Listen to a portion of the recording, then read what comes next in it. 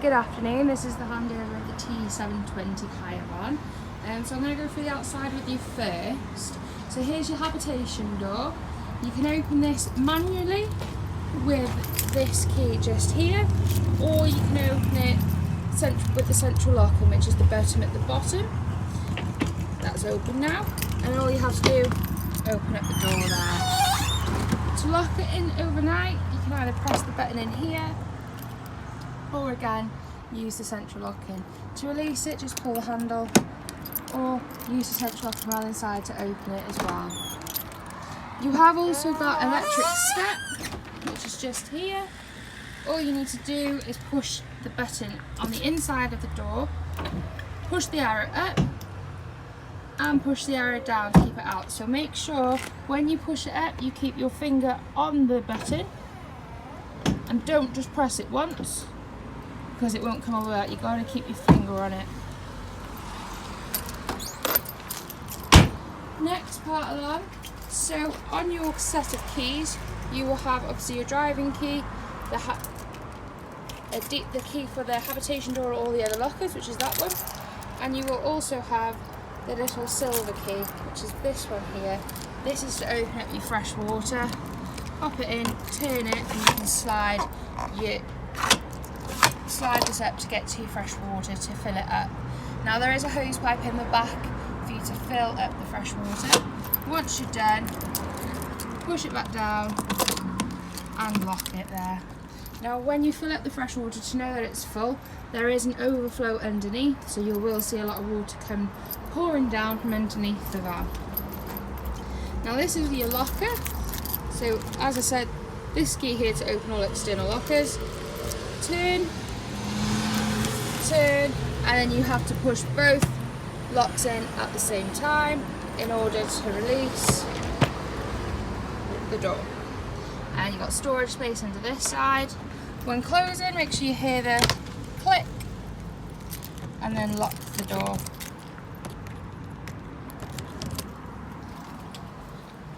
Around the back, you've got all the reversing sensors just here, the bike rack just there, and the reversing camera at the top.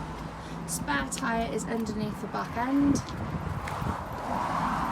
On this side, you've got another locker here. Inside here, you have got your hookup cable, your hose pipe, your levelling chocks, and also your toilet sachets just in here.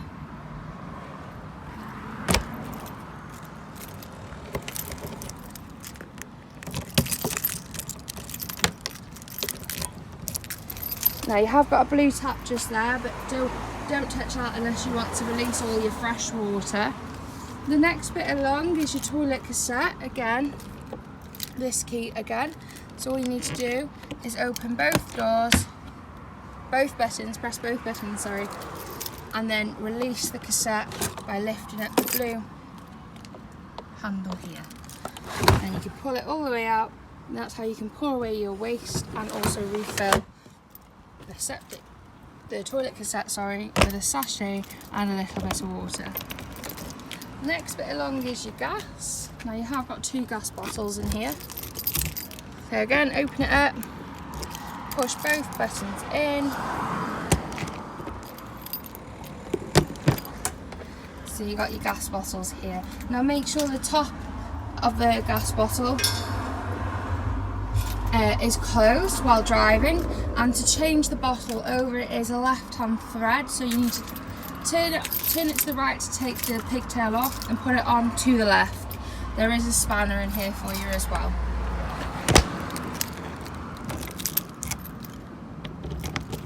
Keep moving down, and this is where you'd hook up the vehicle. So you just slide this up, and there's where your hookup cable will go. Underneath, just here, is the wastewater, and there is a tap here. So to open it, you push the tap back, and to close it, pull the tap up. The wing mirrors do not go in on their own, so you will have to push them in once you're parked up. I do advise this.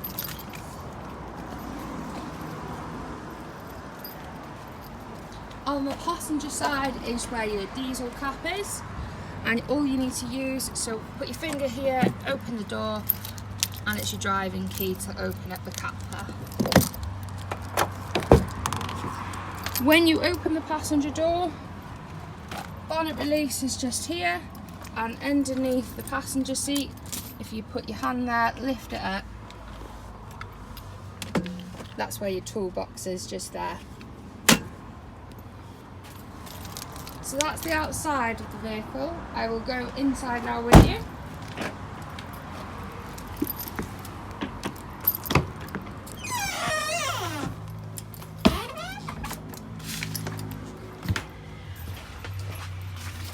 So this is the interior of the vehicle. Just here. Bathroom. Now in all motorhomes, like in your own house, you will have a trip switch and fuse box. In this motorhome, it is located above the table in this cupboard here. Now when opening, put your hand behind and clip open the latch just there. Then you will see when you lift up the things, you've got the fuses just there, and this side you've got trip switches just there. When you are on the campsite, if something does trip off, obviously check your trip switches there. If nothing has tripped, double check with your campsite. Now above the habitation door, you have got your control panel. So you've got the on and off button just here. Next one down is a light button. Now that only turns on the lights above the cupboards in the front of the van. Once you have pressed the on and off button to turn the control panel on, you can individually go around now and turn all the lights on. But the light switch, which is here, is the one that turns on the lights above the cupboards at the front of the van. The next one down is your pump. So you might have heard a grumble there, that's the pump setting in. So you would need to turn this on to be able to use it for your sinks, your shower, and also your toilet flush in the motorhome. The next one up, that is the light, awning light outside. So you would obviously have that on in the evening, maybe if you're sat outside or you've gone out for a meal or a walk and you're coming back to the van. The next one down, now this is your levels, so it's going to tell you your leisure battery voltage, vehicle battery, you can select which battery to charge, you can change the time if you wish, it tells you what control panel it is, all on there.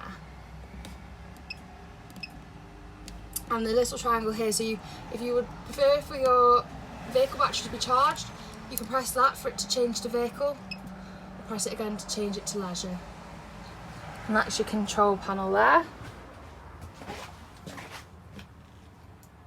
You will need your control panel on in order to use the TV which is in the back of the vehicle. Now this TV does also have a DVD player built into it if you do not get a signal where you are. Now to know that it's on, the red light would appear down the bottom just here, and wherever you go you most likely are going to have to retune the TV. Now to do that you would have to get the remote and you would have to press quick start at the top just there. Follow all the questions and it will retune to the area that you are in. Now your gas isolation valves are under the oven. So these cupboards here are a push and release. So push, release, open the cupboard. Now all your gas valves are just in there and they will be turned on. You can turn them off by turning them horizontal, but to turn them back on, it's vertical.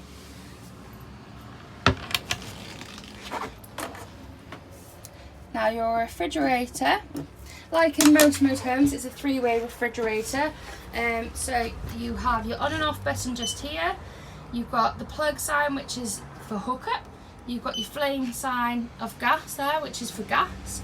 And your battery off the 12 volt, so while you're driving you can have this on. It's beeping at me now because it's not getting any power through, and that's what would happen if you didn't have electric or gas coming through or the vehicle is turned off. And the next bit along, so you can choose your temperature just here, up there. All your plates and cutlery and all that, so you've got the cupboards just here next to the microwave, so you've got your plates just there, plates, mugs and beakers are just there. top drawer you've got all your cutlery, and then you've got cleaning products, toaster, kettle, frying pan, all things like that. Under the oven in that cupboard is also your baking trays and your grill pan.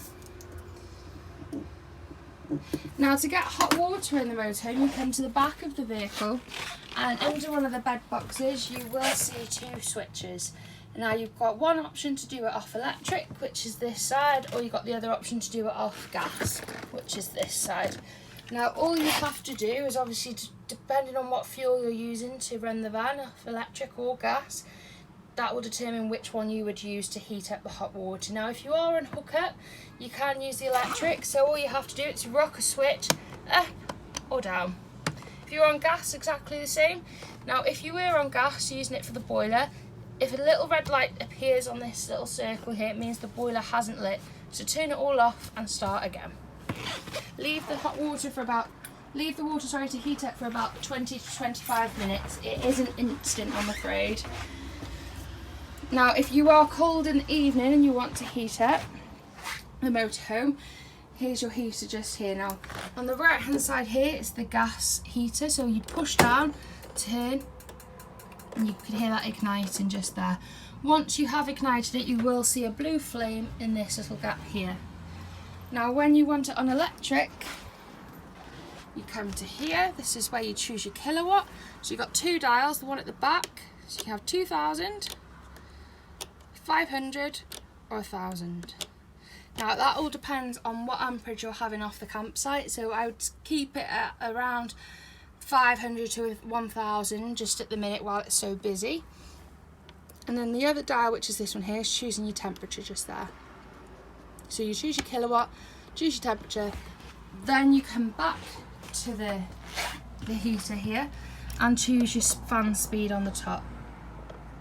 So you can have 1 to 5 just on the top up here. Now, you've got your oven and your grill and your hobs. It's all gas, like a gas oven and grill at home. And you lift up the top here, so all you do is you can see that it tells you for which hob these are, and you get the big flame or the small flame. The igniter is just here, and if it's not working, you've got matches in the drawer. And you've got, for the oven and grill, is the one just here, so obviously ovens to the left and grills to the right. If you are using the hob, make sure once you've used it, leave the glass lid up for a bit so it cools down. If not, if you pull it down straight after, it most likely is going to shatter from the heat.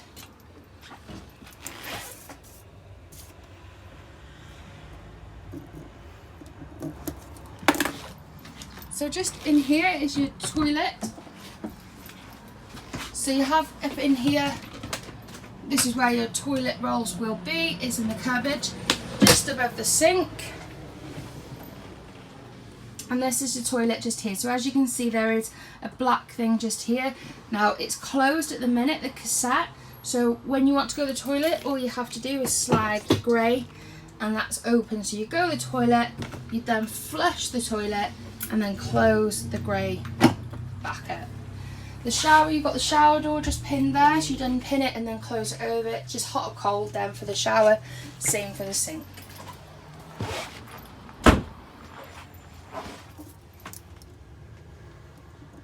Now, to open your windows, so all you have to do is lift up and lift up just there, and then open it up. And when you open it up, you can then turn the dial just here to tighten and keep that window closed. Open, sorry. Once you are ready to bring the windows back in, unscrew the black squares. Mind your fingers though.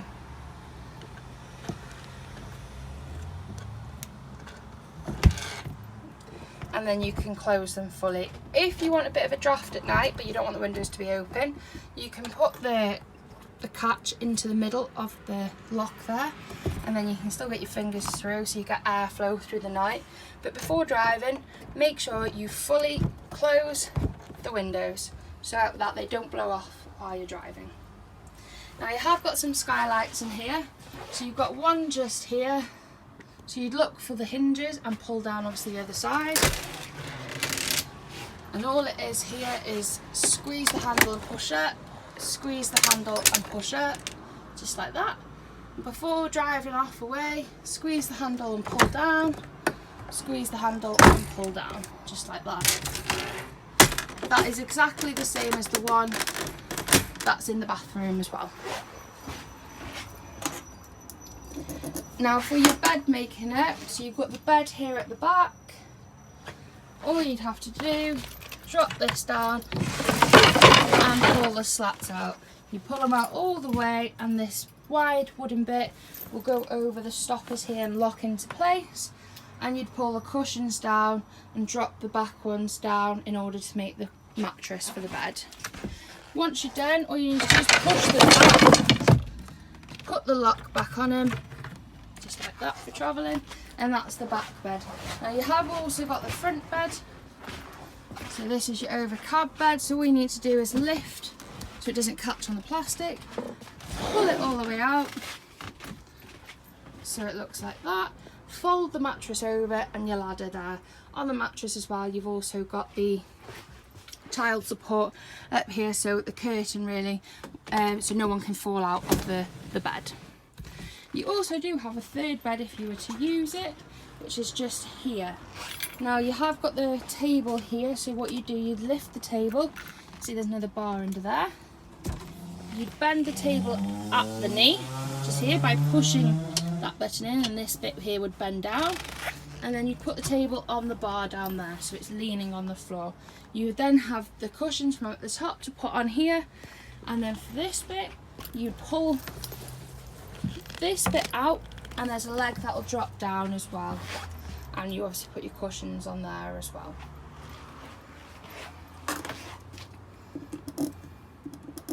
Now you do have a smoke alarm and carbon monoxide alarm in here, so you've got smoke alarm just up there, carbon monoxide alarm just up there, so the smoke alarm's above the driver's seat and the carbon's above the passenger seat. Behind the passenger seat you've also got your fire extinguisher as well.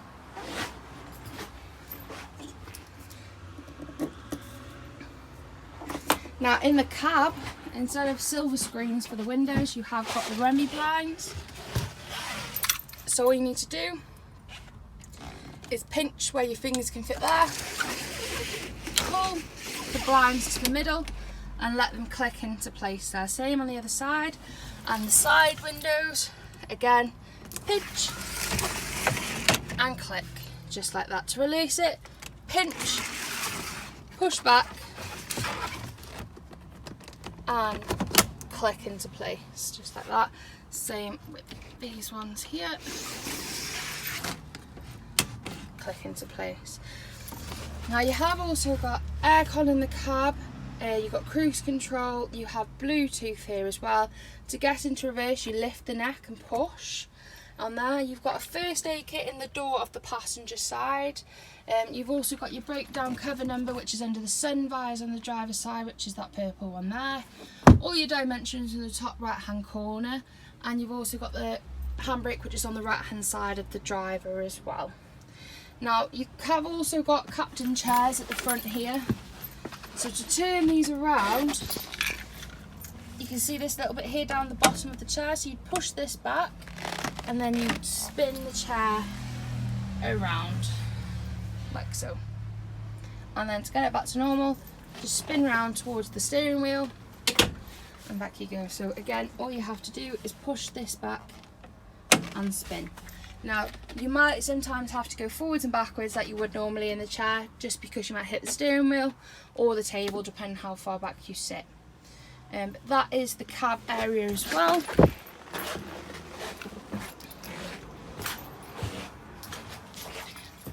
And that is everything that you'll need to know. You will see some signs in the vehicle to help you out as well, but that is the full handover just there. If you do have any questions, just ask us the questions on the day when you pick up the keys, and we'll go through anything that you ask. Thank you very much.